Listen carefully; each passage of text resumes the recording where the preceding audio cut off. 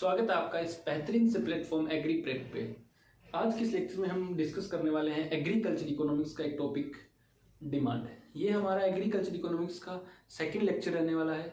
अब ये डिमांड क्या चीज़ है, इस डिमांड को हम समझने वाले हैं। तो देखिए, जब भी आप डिमांड, दो चीज़ होती है, एक होती है डिमांड, एक होती है सप्लाई। जब आप सप्लाई पढ़ रहे हैं तो अपने आप को एक सप्लायर मानना है,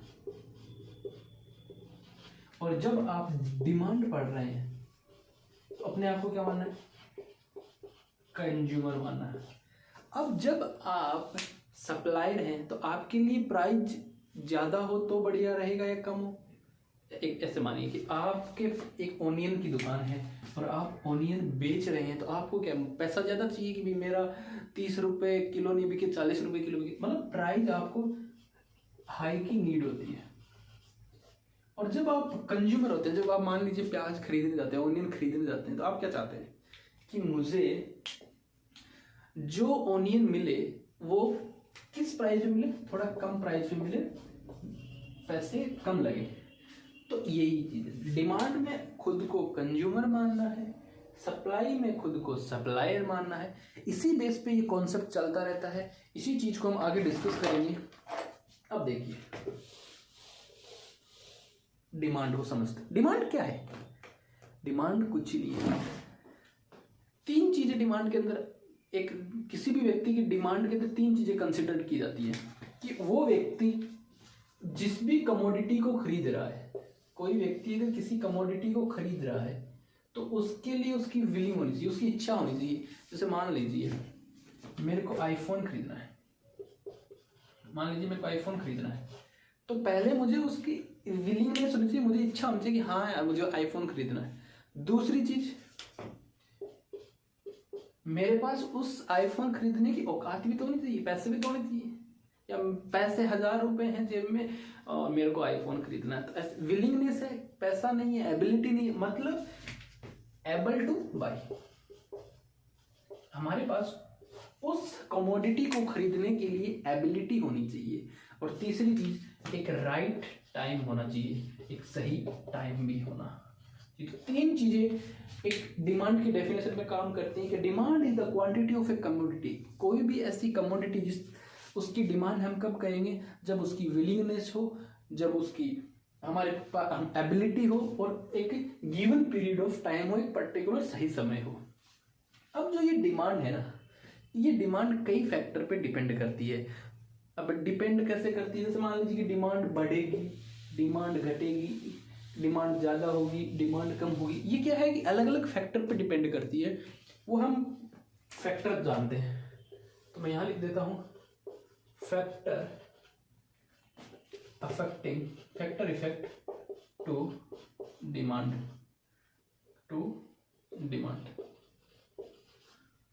कौन कौन से फैक्टर हैं आप अपने दिमाग से सोचिए।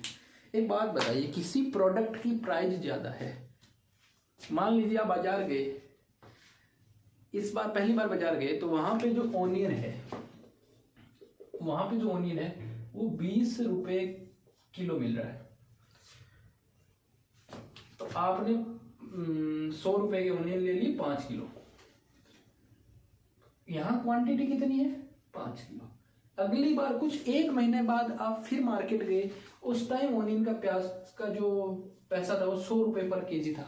अब क्या करोगे, आप 1 केजी लेके आ जाओगे घर पे। एक बात बताओ, प्राइस बढ़ने पे क्या हमने ओनियन की क्वांटिटी कम कर दी, मतलब प्याज की डिमांड कम हो गई।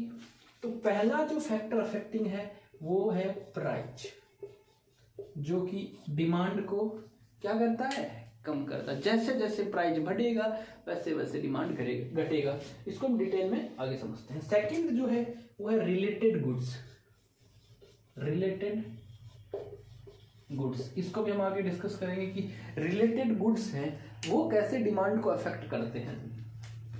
एक हम पढ़ेंगे टेस्ट एंड परफॉर्मेंस, और एक हम ऐसे इसके अंदर एक फैक्टर होता है expectation future change future change in price. हम पहले ही एक्सपेक्ट कर रहे हैं कि क्या पता भविष्य के अंदर इस चीज की प्राइस बढ़ जाए या घट जाए, तो उसके हिसाब से भी डिमांड इफेक्ट होती है। तो सीधा सीधा समझना है कि डिमांड तीन चीजों पे चलती है, हमारी विलिंगनेस पे, हमारी एबिलिटी पे, हमारे एक सही समय पे, उसे ही डिमांड कहा जाता है। डिमांड मेनली इन फैक्टर पे डिपेंड करती है। प्राइस भी डिमांड को इफेक्ट करता है, रिलेटेड गुड्स भी डिमांड को इफेक्ट करते हैं, टेस्ट ऑफ प्रेफरेंस भी डिमांड को इफेक्ट करते हैं, और exception future changes in price भी डिपेंड करता है। मतलब भविष्य में किसी चीज का पैसा बढ़ेगा तो हम ऐसे मान लेते हैं कि यार मेरे पास 1 क्विंटल ऑनियन है, अब मेरे को ऐसा एक्सपेक्टेशन है कि इन फ्यूचर ये ऑनियन का भाव है वो बढ़ेगा, तो मैं उसको अपने पास रख लूंगा, और तो उससे क्या डिमांड कम हो जाएगी या डिमांड बढ़ जाएगी, या और पहले ले लेता हूँ। तो वो हम आगे पूरा डिटेल में डिस्कस करेंगे, आप इसे लिख सकते हैं। अब हम डिस्कस करेंगे जो डिमांड हम पढ़ रहे थे इसको इफेक्ट करने वाले कुछ फैक्टर्स। इसमें पहला फैक्टर है वो है प्राइस, मोस्ट इंपॉर्टेंट फैक्टर है। एक बात बताइए, वही सेम इसमें मैंने लिखा है इनवर्स रिलेशन। एक बात बताइए कि आप मार्केट में गए, वही पीछे वाला एग्जांपल, कि अगर किसी चीज की प्राइस, अगर मान लीजिए ऑनियन का एग्जांपल फिर लेते हैं, आप मार्केट गए, ऑनियन अगर 100 रुपए के 5 किलो दे रहे हैं तो आप 5 किलो ले आएंगे, अगर 100 रुपए का 1 किलो दे रहे हैं तो आप 1 किलो भी ले आएंगे। मतलब कि अगर किसी कमोडिटी की प्राइस बढ़ती है तो उसकी जो डिमांड है वो कम हो जाती है, और अगर किसी कमोडिटी की प्राइस कम होती है तो उसकी डिमांड जो है वो बढ़ जाती है। मैं इसलिए ऐसा बोल सकता हूं कि price inversely proportional to demand. इनमें जो रिलेशन है वो इनवर्स रिलेशन है। अगर प्राइस बढ़ेगा तो डिमांड कम होगी, अगर प्राइस घटेगा तो डिमांड ज्यादा होगी। इनवर्स रिलेशन हो गया ना। तो प्राइस के साथ डिमांड का इनवर्स रिलेशन होता है, यही तो लॉ ऑफ डिमांड है जो हम नेक्स्ट पढ़ने वाले हैं। तो लॉ ऑफ डिमांड और क्या है? प्राइस का डिमांड के साथ inverse relation he law of demand है। सेकंड है price of related goods. Related goods का मतलब क्या? उनके जैसे या उनको उनमें यूज किए जाते हैं। ये दो तरह के होते हैं। एक होता है सब्स्टिट्यूट। सब्स्टिट्यूट मतलब अगर तुम चाय पीते हो, अगर चाय के दाम ज्यादा हो गए या चाय के अचानक प्राइस बढ़ गई तो तुम किस पे मूव कर जाओगे? कॉफी पे। मान लीजिए कॉफी का प्राइस क्या है, चाय से कम है, तो तुम किस पे मूव कर गए? कॉफी पे। तुम्हारा गुड्स क्या था? टी, और उसका सब्स्टिट्यूट क्या था? कॉफी। अब कॉफी की तो डिमांड बढ़ गई ना। ऐसे मान लीजिए कि कॉफी के प्राइस बढ़ गए तो कॉफी पीने वाले भी किस पे आ गए? टी पे आ गए। मतलब डायरेक्ट रिलेशन है कि अगर हम सब्स्टिट्यूट का प्राइस बढ़ गया तो हमारे चाय के पीने वाले लोग ज्यादा बढ़ जाए। ऐसा मानिए मैं चाय पीता हूं और आप कॉफी पीते हैं। चाय का प्राइस 10 रुपए है और कॉफी का प्राइस भी 10 रुपए। अचानक क्या हुआ? कॉफी का प्राइस 20 रुपए हो गया, तो आप मेरे वाले गुड्स पे मूव कर जाओगे, भाई हम भी चाय पियेंगे, हम क्यों 20 रुपए दे। तो मेरी कमोडिटी, मेरी गुड्स क्या, तो डिमांड क्या हो गई? बढ़ ही गई। किसके कारण? आपकी कमोडिटी के प्राइस बढ़ने के कारण। मतलब रिलेटेड गुड्स, सब्स्टिट्यूट गुड में अगर रिलेटेड गुड्स की प्राइस बढ़ती है तो डिमांड भी बढ़ती है। तो इनमें जो रिलेशन होता है वो डायरेक्ट रिलेशन होता है। अब कॉम्प्लीमेंट्री गुड्स, एक बात बताइए, मेरे को टी बनानी है तो उसमें शुगर तो डालनी पड़ेगी। अब ऐसा मानिए चाय की, ऐसा मानिए कि चाय की प्राइस बढ़ गई, चाय की प्राइस बढ़ गई तो चाय पीने वाले लोग कम हो गए, तो दुकानदार शुगर ज्यादा नहीं कम खरीदेगा। और शुगर अगर कम बिक रही है, शुगर की डिमांड कम हो रही है, तो ओवरऑल शुगर केन की डिमांड भी कम हो जाएगी। मतलब कॉम्प्लीमेंट्री गुड्स में क्या होता है? इनडायरेक्ट रिलेशन होता है। अगर मेरी कमोडिटी की प्राइस बढ़ी और उसमें चीज जो जैसे शुगर ऐड होता है तो उसके कारण शुगर केन की डिमांड कम हो गई, क्योंकि उससे बनने वाली चाय के प्राइस ज्यादा हो गए। तो इसमें क्या होता है कि प्राइस, एक एग्जांपल और लीजिए, मान लीजिए पेट्रोल के दाम बढ़ गए, पेट्रोल के दाम बढ़ गए तो इनडायरेक्टली कॉम्प्लीमेंट्री गाड़ियां बिकनी कम हो जाएगी। लोग कहेंगे क्यों, हम बस से चले जाएंगे, हम इतना मतलब इतना पेट्रोल फूक के, इतना महंगा पेट्रोल फूक के हमें गाड़ी चलाना जरूरी थोड़ी है। तो इनडायरेक्टली कार की जो सेलिंग डिमांड है वो कम हो जाएगी। ये क्या हो गए, कॉम्प्लीमेंट्री गुड्स। हमने ये 2 फैक्टर पढ़े। पहला फैक्टर पढ़ा प्राइस का, सेकंड फैक्टर पढ़ा रिलेटेड गुड्स का। अब तीसरा हम पढ़ने जा रहे हैं इंटरेस्ट, या मतलब हमारा उस एक गुड्स के अंदर इंटरेस्ट है उसका पढ़ेंगे। देन हम फ्यूचर की एक्सपेक्टेशन लेके कि फ्यूचर में प्राइस बढ़ेगा कि नहीं बढ़ेगा उसका फैक्टर पढ़ेंगे। तो अभी आप इनको लिख सकते हैं। डिस्कस करने वाले हैं इन जो कि डिमांड को इफेक्ट करने वाले फैक्टर में 3rd नंबर फैक्टर इनकम। अब इनकम कैसे इफेक्ट करती है हम देखेंगे। मान लीजिए आप स्टूडेंट लाइफ में हैं और आप एक नॉर्मल किसी भी कंपनी या नॉर्मल किसी भी ब्रांड के कपड़े पहनते हैं, लेकिन आप जब जॉब लग गए तो आप कुछ एक थोड़े से अपर ब्रांड मतलब कुछ किसी अच्छे ब्रांड की ओर मूव करेंगे। कहने का सीधा सा ये मतलब है कि अगर आपकी इनकम बढ़ी, अगर आपकी इनकम ज़्यादा हुई तो आप अच्छी चीज़ों की तरफ मूव करते हैं। लेकिन इसमें भी 2 तरीके का होता है। एक होता है इन्फीरियर गुड्स। इन्फीरियर गुड्स मतलब बेकार, एकदम घटिया, जो तुम स्टूडेंट लाइफ में भी नहीं पहनते थे, जो तुम स्टूडेंट लाइफ में भी यूज़ नहीं करते थे। ऐसे ब्रांड्स या ऐसे मतलब ऐसे गुड्स जिन पे अगर किसी के पास, ऐसे मान लीजिए कि मार्केट के अंदर एक मिल्क मिलता है 20 रुपये किलो, एक मिलता है 30 रुपये किलो, एक मिलता है 40 रुपये किलो। इसके अंदर 90% तो पानी है, 10% इसमें दूध है, मिल्क है। 30 रुपये वाला है ये ठीक ठाक है, ज़्यादा मतलब ऐसा नहीं कि मतलब ऐसे मान सकते हो 80% तो इसमें मिल्क है और 20% पानी है। और जो 40 रुपये वाला है ना, ये प्योर मिल्क है, प्योर मिल्क है। तो आप एक एवरेज स्टूडेंट हो, आप स्टूडेंट लाइफ में ये वाला तो खरीद सकते हो इन्फीरियर। और ये किसकी कैटेगरी में आता है, इन्फीरियर। ये तो आप खरीदोगे नहीं, आपकी चाहे इनकम कैसी भी हो नहीं खरीदोगे। जब आपकी इनकम थोड़ी सी बढ़ेगी तो आप 40 रुपये वाले पे मूव करोगे। मतलब कहने का मतलब है कि इनकम के साथ डिमांड का डायरेक्टली प्रोपोर्शनल रिलेशन रहता है। मतलब मैं कहूँ कि डिमांड इनकम के डायरेक्टली प्रोपोर्शनल है। जैसे जैसे इनकम बढ़ेगी वैसे वैसे अच्छी चीज़ों की डिमांड बढ़ेगी। देन हम नेक्स्ट डिस्कस करते हैं taste of preference. Same income जैसा ही है। मान लीजिए मेरे पास स्कॉर्पियो गाड़ी है, मैंने उसको 2 से 3 से 4 साल चलाई, फिर मेरे को उसका टेस्ट खत्म हो गया, मुझे उसको चलाने में मज़ा नहीं आया, मैं उसको प्रेफरेंस नहीं दे रहा, तो मैं किसी दूसरी कार पे भी मूव करूँगा। तो जो गुड्स मेरे पास था उसकी डिमांड कम हुई ना, टेस्ट प्रेफरेंस समय के साथ कम हो गया। लेकिन दूसरे किसी ब्रांड की या दूसरे किसी कार की डिमांड बढ़ी। तो टेस्ट और प्रेफरेंस में भी ऐसे रहता है। अगर आप कुछ अच्छी लग रही, एक आपके पास जो गुड्स है उसका कुछ समय बाद आप उसको कम प्रेफरेंस देते हैं तो उसकी जो डिमांड है वो कम हो जाती है। और एक नए गुड्स की एक्सपेक्टेशन, उम्मीद कि यार जो आईफोन आज फ्लिपकार्ट पे, आईफोन 13 की फ्लिपकार्ट पे आज जो सेल चल रही है, क्या ये आगे चलेगी कि नहीं चलेगी, क्या पता इसकी प्राइस आगे बढ़ जाएगी, मैं आज ही खरीद लेता हूँ। तुम्हें expectation of change in future price में कंज्यूमर मानना है खुद को।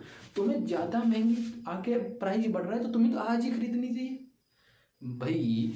कि मान लीजिए मार्कर आज मेरे को बोल रहा है कि 10 रुपये का मिल रहा है, लेकिन इन फ्यूचर आपको 30 रुपये का मिलेगा, तो मैं क्या एक कंज्यूमर की तरह सोचूंगा और मैं इसको आज ही खरीद लूँगा। तो जो expectation of change in price, अगर फ्यूचर के अंदर प्राइस बढ़ रहा है तो टुडे आज डिमांड बढ़ जाएगी। और अगर मान लीजिए तुम्हें पता चले बिग बिलियन डील आने वाली है, उसके अंदर आईफोन की प्राइस कम होने वाली है, तो आज नहीं खरीदूंगा। तो आज आईफोन की डिमांड क्या हो जाएगी, कम हो जाएगी। फ्यूचर पे प्राइस बढ़ेगा तो प्रेजेंट में डिमांड बढ़ेगी, फ्यूचर में प्राइस घटेगा तो प्रेजेंट में डिमांड घटेगी। ये रिलेशन है किसके साथ? फ्यूचर के एक्सपेक्टेशन के साथ, भविष्य की उम्मीद के साथ। अब हम एक कुछ इंपॉर्टेंट जैसे लॉ ऑफ डिमांड कुछ ऐसे टॉपिक्स पढ़ने वाले हैं, तो आप इसको बस लिख सकते हो। हमने मोटा मोटी कितने फैक्टर पढ़े? हमने फैक्टर पहला पढ़ा प्राइस का, कि प्राइस बढ़ेगा तो किसी भी क्वांटिटी या किसी भी कमोडिटी का क्या डिमांड बढ़ेगा? नहीं, घटेगा। मतलब प्राइस के साथ इनवर्सली प्रोपोर्शनल है। सेकंड, हमने जो फैक्टर पढ़ा था, वो फैक्टर क्या पढ़ा था? कि किसी रिलेटेड गुड्स की, मान लीजिए रिलेटेड गुड्स भी दो तरह के होते हैं, एक होता है कॉम्प्लीमेंट्री और एक होता है सब्स्टिट्यूट। सब्स्टिट्यूट मतलब अगर चाय और कॉफी कोई दो दोस्त पी रहे हैं, अगर कॉफी की प्राइस बढ़ गई तो जो कॉफी वाला दोस्त है वो चाय के ऊपर आ जाएगा। मतलब सब्स्टिट्यूट के अंदर तुम्हारा जो डिमांड है, तुम्हारा जो मतलब तुम्हारे जो गुड्स है उसकी डिमांड बढ़ेगी अगर प्राइस बढ़ा। तो सब्स्टिट्यूट का प्राइस बढ़ा तो तुम्हारे जो कमोडिटी है, तुम्हारा जो गुड्स है उसका डिमांड बढ़ेगा। मान एक एग्जांपल लो, जैसे कि तुम चाय पीते हो, तो ये तुम्हारा क्या है? गुड्स है। चाय तुम्हारा गुड्स है। कॉफी का प्राइस बढ़ गया, किसका बढ़ा? सब्स्टिट्यूट का बढ़ा ना। अब कॉफी का प्राइस बढ़ गया, डिमांड किसकी बढ़ी? तुम्हारे गुड्स की। प्राइस किसकी बढ़ी? सब्स्टिट्यूट की। तो यही तो समझना है, यही तो चीज है। देन हम उसके बाद इनकम पे आए, तो जैसे जैसे इनकम बढ़ती जाती है वैसे वैसे डिमांड बढ़ती जाती है। इन्फीरियर गुड्स के अंदर इनवर्सली प्रोपोर्शनल होता है, मतलब इन्फीरियर गुड्स होते हैं उन पे व्यक्ति जाना नहीं चाहता। इनकम बढ़ेगी तो वो धीरे धीरे उनकी मतलब जैसे जैसे आदमी सुपीरियरिटी कर जाता है, इन्फीरियर चीज़ों को छोड़ता जाता है। देन टेस्ट ऑफ प्रीफरेंस, तुम्हारा समय के साथ जो तुम्हारे पास कोई गुड्स है, धीरे धीरे उसका टेस्ट ऑफ प्रीफरेंस कम होता जाता है तो उसकी डिमांड घटती जाएगी तुम्हारे लिए। एक्सपेक्टेशन, उम्मीद, भविष्य के अंदर प्राइस बढ़ेगा, आज ही खरीद लेता हूँ, भविष्य के अंदर प्राइस घटेगा, बाद में खरीद लेंगे। मतलब कि फ्यूचर में प्राइस बढ़ा तो डिमांड आज घटेगी।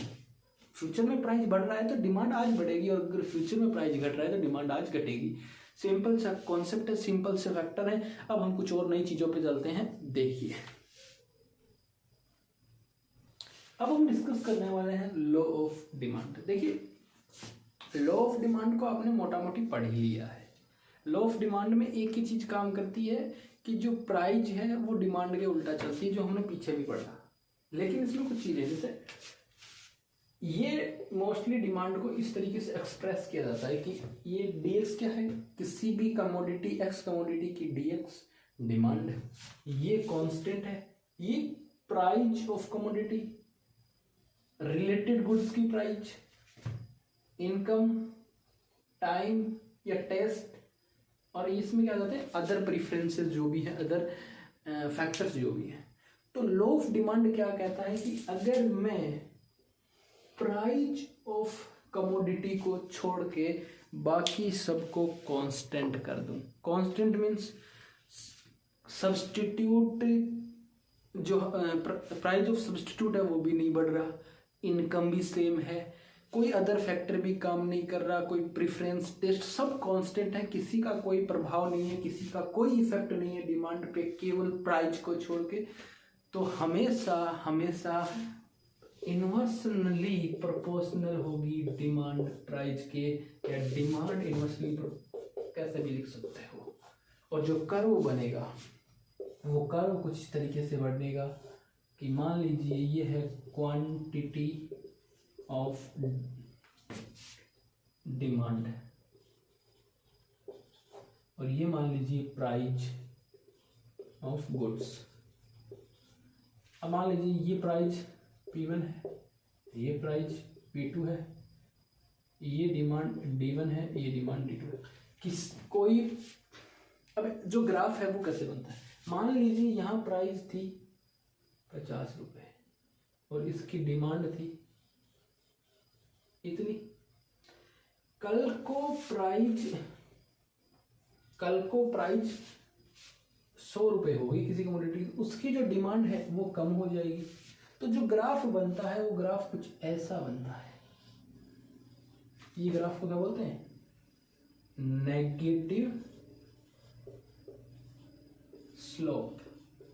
कौन सी स्लोप का ग्राफ बनेगा? ये है क्या? स्ट्रेट लाइन है, बट नेगेटिव स्लोप का ग्राफ बनता है किसके बीच? प्राइस और डिमांड के बीच। कब? जब सारे फैक्टर कांस्टेंट हो जाएं, रिलेटेड गुड्स की प्राइस कांस्टेंट हो जाए, तुम्हारी इनकम नहीं बढ़ रही, सारे प्राइस केवल किसको, सारे फैक्टर्स केवल किसको छोड़ के, प्राइस को छोड़ के सब कांस्टेंट हो जाए। ऐसी स्थिति में लॉ ऑफ डिमांड वर्क करता है और डिमांड का प्राइस के साथ इन्वर्सली ग्राफ बनता है। ये कुछ इस तरीके से बनता है। मान लीजिए प्राइस यहाँ 50 थी तो उसकी डिमांड ज़्यादा थी, और जब प्राइस 100 हो गई तो उसकी डिमांड कम हो गई, और ये ग्राफ कुछ इस तरीके से बनेगा। नेगेटिव स्लोप का straight line graph, negative slope का स्ट्रेट लाइन ग्राफ। इतनी सी बात है, लेकिन कुछ एक्सेप्शन है। लॉ ऑफ डिमांड के कुछ अपवाद हैं कि भैया प्राइस कितनी भी कम हो जाए डिमांड नहीं बढ़ेगी। वो हम आगे डिस्कस करेंगे। बहुत से जैसे गिवन गुड्स हैं, कुछ हेल्थ इश्यूज भी है, कुछ इंटरेस्ट भी है, जिन मतलब किसी व्यक्ति, मान लीजिए इंटरेस्ट मतलब किसी आदमी को दारू पीनी है, तो उसके लिए वो जो पौवा है वो कितना ही महंगा हो जाए कोई फर्क नहीं, भाई को तो शाम को दारू चाहिए। ऐसी स्थिति, मान लीजिए कोई इमरजेंसी कंडीशन हो गया, आप बीमार पड़ गए, तो उस समय जो टैबलेट डॉक्टर ने लिख दी कि भैया ये टैबलेट लेनी ही लेनी पड़ेगी, तो हम कभी भी प्राइस नहीं देखते, हमें वो चीज़ खरीदनी ही है, चाहे उसकी प्राइस कितनी हो, चाहिए तो चाहिए। गिवन गुड्स में क्या आते हैं? गिवन गुड्स के अंदर आते हैं कि जो इन्फीरियर प्रोडक्ट्स होते हैं, जो लो क्वालिटी प्रोडक्ट्स होते हैं, वो अब मान लीजिए इन्फीरियर प्रोडक्ट मतलब तुम्हारा प्राइस उनका कितना ही कम जाए। तुम्हें कोई बोले कि भैया तुम्हें दूध हम 5 रुपए किलो दे देंगे, लेकिन उसमें 90% पानी होगा, 10% दूध होगा, तो तुम 5-10 रुपए भी खराब करोगे क्या? नहीं करोगे, क्योंकि उसकी कोई क्वालिटी नहीं। क्यों चाहिए सही प्राइस, लेकिन प्राइस कम होने पे तो डिमांड बढ़ता है, बट इन्फीरियर चीज़ों पे प्राइस कितना ही कम हो जाए डिमांड नहीं बढ़ेगा। अब हम उन एक्सेप्शन को लिख के बता देता हूँ एक बार, बाकी समझा तो आपको दिया। उसके बाद हम कुछ अलग अलग डिफरेंट चीज़ें पढ़ेंगे डिमांड पे, फिर ख़त्म करेंगे। अब हम कुछ एक्सेप्शन देखते हैं, कुछ अपवाद देखते हैं किसके? लॉ ऑफ डिमांड के। लॉ ऑफ डिमांड क्या कहता है कि भाई साहब किसी की प्राइस बढ़ी तो डिमांड घट जाएगी, और किसी की प्राइस कम हुई तो उसकी डिमांड बढ़ जाएगी। लेकिन भैया कुछ अपवाद हैं, कुछ एक्सेप्शन हैं जो नहीं इसमें चलते हैं। उसमें पहला आता है गिवन गुड्स। ये किसी गिवन नाम के साइंटिस्ट ने दिया था। इसने बोला कि मान लीजिए कोई इन्फीरियर या बैड क्वालिटी प्रोडक्ट या लो क्वालिटी प्रोडक्ट या गुड्स है, अगर उसकी प्राइस कम हो गई तो भी क्या उसकी डिमांड बढ़ेगी? नहीं बढ़ेगी। लोग खरीदना ही नहीं चाहिए। घटिया चीज़ें लोग क्यों खरीदेंगे भाई? अरे मतलब जिनको लेने का कोई सार ही नहीं है, घर पे ही रखने, काम नहीं आने वाले। आपको कोई बोले भैया ये गाड़ी है, इसके अंदर इसके गियर काम नहीं करता, ये एवरेज मतलब फुल देती है, फुल मतलब 1 लीटर में 1 किलोमीटर चलती है, ऐसी चीज उसकी, और प्राइस बहुत कम है इसकी, तो भी खरीदोगे तुम? क्या करोगे घर पे लेके? कचरा ही तो है, कबाड़ ही तो है। मतलब सीधी बात है, जो inferior quality, bad quality, low quality के जो प्रोडक्ट्स हैं, उनकी चाहे प्राइस कम हो जाए लेकिन डिमांड नहीं बढ़ती। सेकंड है इमरजेंसी गुड। मान लीजिए तुम्हारे कोई अचानक ही हार्ट अटैक आने वाली कंडीशन आ गई, तुम्हारे हार्ट में पेन आ गया, तुम्हें डॉक्टर के पास ले गए, डॉक्टर बोला ये पेन किलर चाहिए या ये वाले छल्ले डलेंगे तुम्हारे, तुम ये देखो महंगे हैं, नहीं, तुम्हें तो जीना है, तुम्हें तो वो टेबलेट लेनी है, तुम्हें वो छल्ले डलवाने, चाहे उनकी प्राइस कितनी ही ज़्यादा हो। हम ये नहीं देखेंगे भाई साहब इनकी प्राइस तो ज़्यादा है, डिमांड तो कम कर देते हैं, नहीं, खरीदने ही पड़ेंगे, वरना तो तुम्हारी डिमांड कम हो जाएगी। हैबिचुअल गुड्स बड़े आसानी से समझ सकते हो। जिस व्यक्ति को डेली शाम को दारू चाहिए, उसके लिए दारू के रेट कितने ही बड़े, वो तो पिएगा, उसकी तो क्या है, हैबिट है, आदत है, तो उसके फर्क नहीं पड़ता तुम दारू कितनी महंगी कर दो, हम तो दारू पिएंगे। तो हैबिचुअल गुड्स भी कोई इफेक्ट नहीं पहुंचाते डिमांड पे, कितनी ही प्राइस बढ़ाओ डिमांड उतनी रहेगी, भाई तो उतनी ही पिएगा। स्टेटस ऑफ सिंबल, ये बड़ी अच्छी चीज है। मान लीजिए नीता अंबानी की चाह है, उसको स्टेटस दिखाना है कि मुझे बहुत सारे डायमंड्स का एक नेकलेस बनवाना है, तो क्या वो सोचेगी क्या, ओ डायमंड की तो प्राइस बहुत ज़्यादा है, मैं नेकलेस नहीं बनवाती हूँ, उससे कोई फर्क नहीं पड़ता जितनी प्राइस है, मुझे तो नेकलेस बनाना है, स्टेटस दिखाना है, नीता अंबानी हूँ मैं।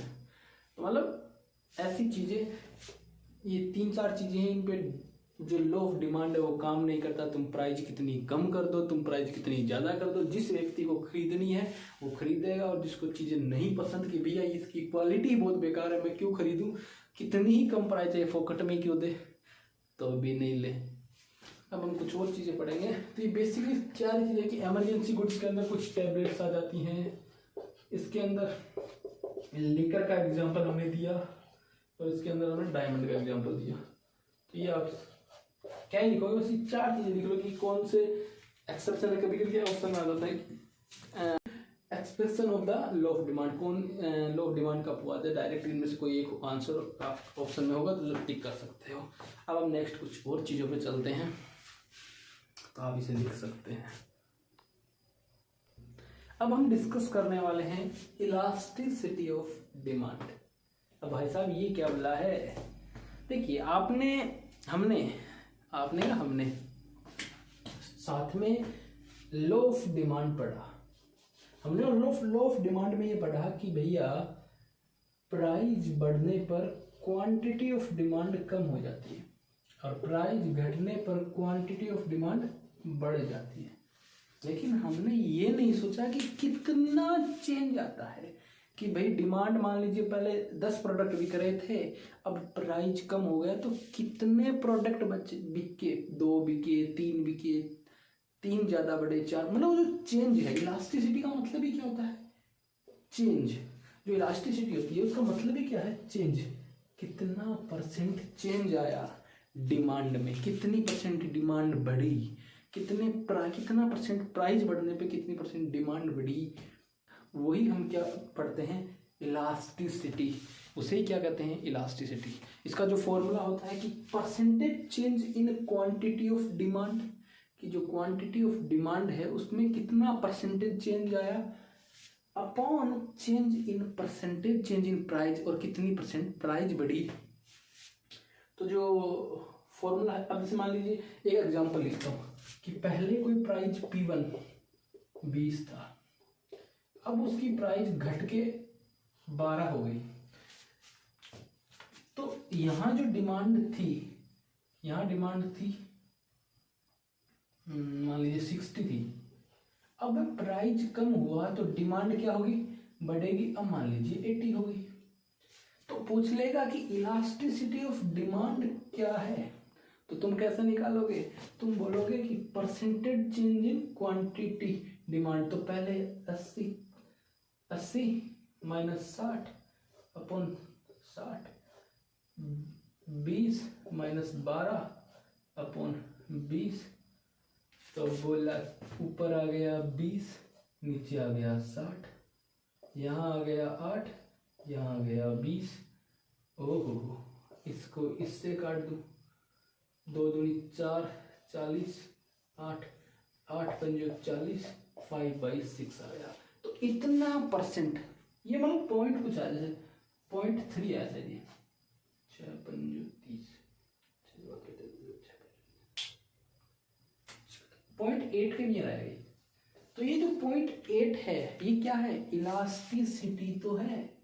अब इस इलास्टिसिटी के डिफरेंट केस होते हैं कि इलास्टिसिटी 1 से ज़्यादा है, तो मतलब ईडी अगर 1 से ज़्यादा है, ईडी अगर 1 के इक्वल है, ईडी मोर देन 1 है, या ईडी इनफाइनाइट है, इस पर हम डिफरेंट टाइप की कुछ कोटियाँ पढ़ते हैं। कोटियाँ मतलब मैं बताऊँ तो डिग्रियाँ पढ़ते हैं कुछ, और वो degree perfect elastic, in elastic, ऐसी ऐसी करके कुछ डिग्रियाँ होती हैं, वो हम आगे डिस्कस करेंगे। अब हम जो डिस्कस करने जा रहे हैं वो जो इलास्टिसिटी हमने पीछे पढ़ा था ना, उसके बेस पे डिफरेंट डिफरेंट डिग्री होती हैं, डिफरेंट डिफरेंट कोटियाँ होती हैं। एक होता है परफेक्टली इन इलास्टिक, एक होता है लो इलास्टिक डिमांड, एक होता है यूनिटरी इलास्टिक डिमांड, एक होता है हाईली इलास्टिक डिमांड, एक होता है परफेक्टली इलास्टिक डिमांड। ये कैसे आती है? जब ईडी जीरो है, ईडी जीरो मतलब कि तुमने प्राइस कितना ही बढ़ाया, डिमांड में कोई चेंज नहीं आ रहा, परसेंटेज ऑफ डिमांड में कोई चेंज नहीं है, नो चेंज, तुमने प्राइस कितना ही बढ़ा दिया, तो वो क्या होता है? Perfectly inelastic. और परफेक्टली इनइलास्टिक में ईडी जीरो आता है। डायरेक्ट एग्जाम्स में से क्वेश्चन पूछा जाता है कि ईडी इक्वल जीरो, ऑप्शन में चारों दे देंगे। ईडी जीरो किसके लिए होता है? परफेक्टली इनइलास्टिक के लिए। और परफेक्टली इनइलास्टिक का मतलब क्या होता है कि तुमने प्राइस कितना ही बढ़ा दिया, डिमांड नहीं बढ़ेगी। एक होता है परफेक्टली इलास्टिक, ये क्या था? Perfectly inelastic. ये क्या है? Perfectly elastic. इसमें तुमने प्राइस में थोड़ा सा चेंज किया, मान लीजिए 10 रुपए की चीज थी उसको 9.999 का कर दिया, तो डिमांड में बड़ा सा चेंज आ गया, डिमांड बढ़ गई भाई लाखों में। तो ये और ये ना किताबी ज्ञान में चीजें हैं, बट इन रियल अगर अपन देखें तो ऐसा कभी होता ही नहीं, ऐसी कोई चीजें एग्जिस्ट ही नहीं करती। कभी ऐसा हुआ है कि किसी चीज की प्राइस बढ़ रही है तो उसकी डिमांड में कोई फर्क नहीं पड़ रहा?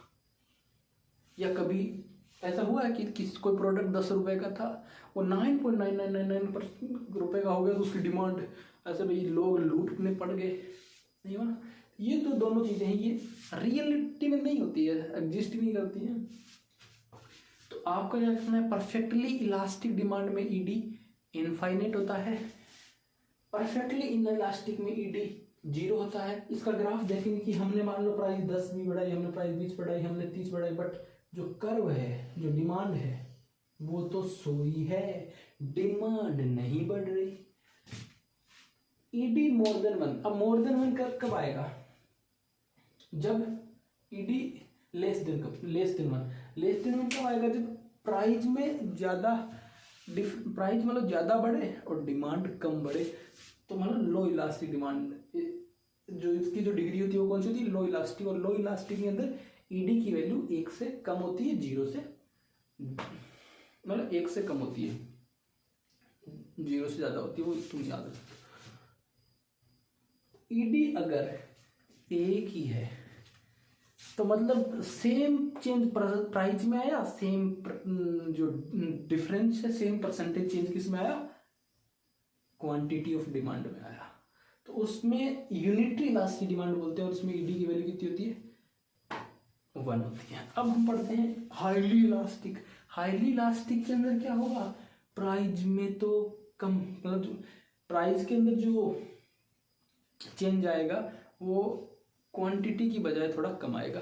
तो इसमें ऐसे लिख सकते हैं, इसके अंदर जो percentage change of quantity demand है उससे ज्यादा होती है परसेंटेज चेंज ऑफ पी। इसके अंदर डेल्टा क्यू क्वांटिटी डिमांड और डेल्टा पी बराबर होते हैं, और इसके अंदर प्राइस से ज्यादा क्या होता है? क्वांटिटी ऑफ डिमांड में चेंज ज्यादा आता है। यहाँ तो कहानी थोड़ी सी अलग है। तो ये डिफरेंट डिफरेंट कोटियां थी। एक चीज ये देखना कि जैसे जैसे इलास्टिसिटी ऑफ डिमांड बढ़ती जाती है, यहाँ 0 थी, यहाँ 0 से थोड़ी सी बढ़ी, यहाँ 1 हुई, यहाँ से 1 से 1 से ज्यादा बढ़ी, या इनफाइनाइट। तो तुमने देखा होगा जो ये ग्राफ है ये टेढ़ा होता जाता है और स्ट्रेट होता जाता है। यहाँ ऐसे था, यहाँ स्लोप थोड़ी सी इधर इधर झुकी, फिर थोड़ी और ज्यादा झुकी, फिर थोड़ी और ज्यादा झुकी, फिर यहाँ स्ट्रेट हो गया। मतलब जो ग्राफ ऐसे चला था, इलास्टिसिटी ऑफ डिमांड में जो ग्राफ ईडी 0 से चला था वो कुछ इस प्रकार चला और यहाँ स्ट्रेट हो गया। तो ये समझो, तो ग्राफ बहुत कम एग्जाम्स में पूछा जाता है, या तो इस परफेक्टली इलास्टिक का ग्राफ पूछ लिया जाएगा या परफेक्टली इन इलास्टिक का ग्राफ पूछ लिया जाएगा। बाकी जो इस डिग्री से क्वेश्चंस आते हैं वो डायरेक्ट आते हैं, तो मैं पूछ लेगा कि लो इलास्टिक डिमांड की ईडी मोर देन 1 होती है, या आपको कोई क्वेश्चन दे देगा तो उसमें आपको ईडी निकालनी पड़ेगी। अगर वो ईडी इन्फानाइट आई तो आप कहोगे ये जो इलास्टिसिटी ऑफ डिमांड है वो परफेक्टली इलास्टिक है, अगर वो 0 आई तो परफेक्टली इनइलास्टिक है, अगर वो मोर देन 1 आई तो हाईली इलास्टिक है, और मोर लेस देन 1 आई तो लो इलास्टिक है, और अगर इक्वल आई 1 के बराबर आई तो वो क्या है, यूनिट इलास्टिक है। ऐसे ऐसे क्वेश्चन देखने को मिलते हैं। तो हम यहाँ पे हमारा डिमांड का जो लेक्चर है, हमने जो डिमांड पढ़ी है उसको ख़त्म करते हैं। नेक्स्ट क्लास में हम सप्लाई पढ़ेंगे, उसके बाद हम कॉस्ट पढ़ेंगे। ऐसे करके हम एग्रीकल्चर इकोनॉमिक्स की जो सीरीज स्टार्ट की है उसको ख़त्म करेंगे। आप हमारे साथ जुड़े रहिए। अगर आपने चैनल सब्सक्राइब नहीं किया तो आप चैनल को सब्सक्राइब कीजिएगा। बाकी बढ़िया कंटेंट देने में हम कोई कमी नहीं छोड़ेंगे। धन्यवाद।